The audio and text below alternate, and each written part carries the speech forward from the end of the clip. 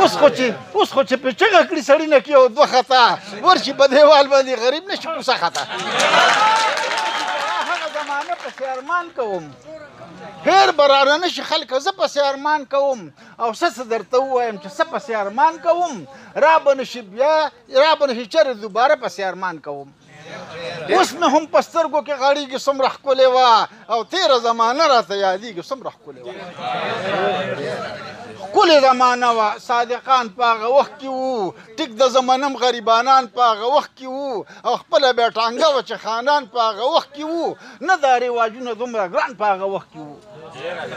عمر څومره ګران و خو په نره تېرولو دوی وکه به ماړه که په نهره تېرولو دوی سختو تېرېدې پېښو همت په دغه خلکو کې رب ورله ورکړی و طاقت په دغه خلکو کې او خدای ګوچنرانو ښه غیرت په دغه خلکو کې صدق پکې ډېر محبت په دغه خلکو کې نن سبا که ګورې هر سړی د یو بل خپې وهي اوس که د چا کېږي نو په بډه هر یو شی وهي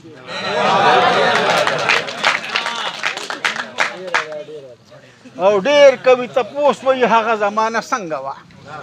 ډېر کوي تپوس وایي هغه زمانه څنګه وه ما ویل نه داسې بې حیا وه نه بې ننګه وه او نه به ګاونډی د ګاونډی د لاسه تنګه وه کور کې به ساتلې خلکو ښکلې میخه لنګه وه نو ښه به و بېسیاره پار کور کې هر سړي خوړل او کوچ به یې خوراک یا سوچه به یې غوړي خوړل هغه زمانه وه چې نه موټر او نه لارې به وې خلک خواري او خضرنې زمیندارۍ به وې نه و مشینري چېرته د لاسو خپو خوارۍ به وې ټولو لګیا به و ګوډونه او چارې به وې نو یو بل له به تلو شرغ و بلې پراستۍ کوو سخته کې مدد د یو بلې پراستۍ کوو او یو په غویانو به کېدې هم غاښورې وې هغه زمانه وه چې دا ځمکه خو بنجرې وې اوړې یې پټو ته په سنګانو باندې سرې وې خپل به یې اختیار و نه پې ښځې زورورې وې څومره محبت کې دې خلکو په سینو کې و دومره خو خوږوالی نه په ګوړو نه چینو کې و او ستاسو یې وطن هغه زموږ وطن کې خو د غوانو به ګاڼۍ وه او ښه اوچته پیراڼه به وه یو به پکې چاڼ یو سمسه بله ګوڼه به وه نو 30 ګزه کوټه و ښه مضبوطه اډانه به وه او 6 جربه ځمکه من وربشو کې ګاڼه به وه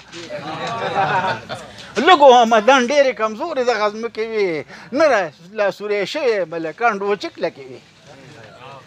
نو زار دې د نامې شم دا دې څنګه راولېږه خلکو لاړه د دنیا نه شو پناه هغه خواږه خلکو او نه راځي بیا هغه پښتانه هغه زاږه خلکو تلل چې به په لاره هغه د خیاله نه کاږه خلکو نن سبا که ګورې د دوکې په لاره تګ به وي یو کوي صادق خو دویم په زړه کې ټک به وي نه چېرته بجلي وه شوکالي کې به ورته ښځه نه به بې پردې چرې د کوره راوته ښځه نه به داسې لاره او کوڅه کې چا کته ښځه ټول ورځ به ځان له پسه کار کې واخته ښځه نو غوا به غویان او میخې سانډا به وغوجلې وې دومره سخت کارونه وو چې سمې یې وجلې وې کور کې به دننه ښه په روب کې ګرځېدل سړي او خدای ګوچنهرانو نه د ښځو یارېدل سړي او ښځې به ساه نه شوه اخیستې مخکې د خپل سړي سمې به په ګوټ ننوتې چې بیا لیدل سړي اوس خو چې په چغه کړي سړي نه کې یو دوه خطا ورشي په دیوال باندې غریب نه شي کوڅه خطا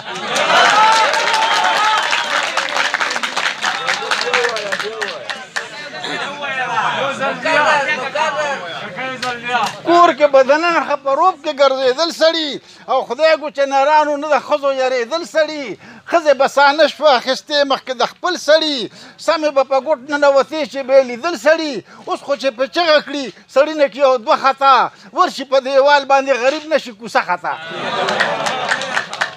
نو ښځه پې په نره خپل رواج کوي مظلوم دی ښځه بې په نره خپل رواج کوي مظلوم دی او خپل دا کشرانو دپاره دوست خان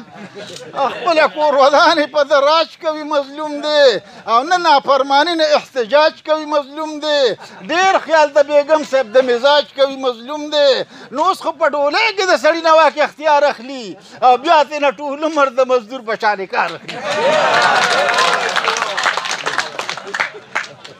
سموي ملکه سموي ملکه کار ته اخلي د مزدور په شان خپله کور ودانې ورته ګوري د تربور په شان نو خپې غریب په ځان پسې راکاږي د رنځور په شان او ډېر تیز دوبۍ ته ورته کور شي د تنور په شان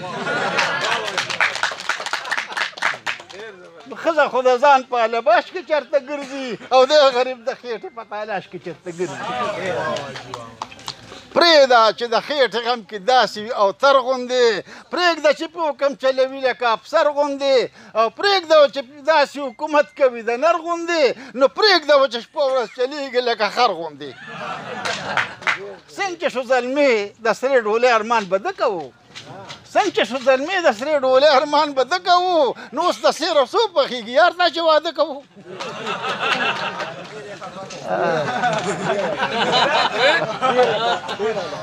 شین وي که باران او که وریځې ښځو واخیستې شین وي که باران او که وریځې ښځو واخیستې ځان ته وهي لاسو کې تر ښځې ښځو واخیستې او خپلو خاوندانو خو ښځې ښځو واخیستې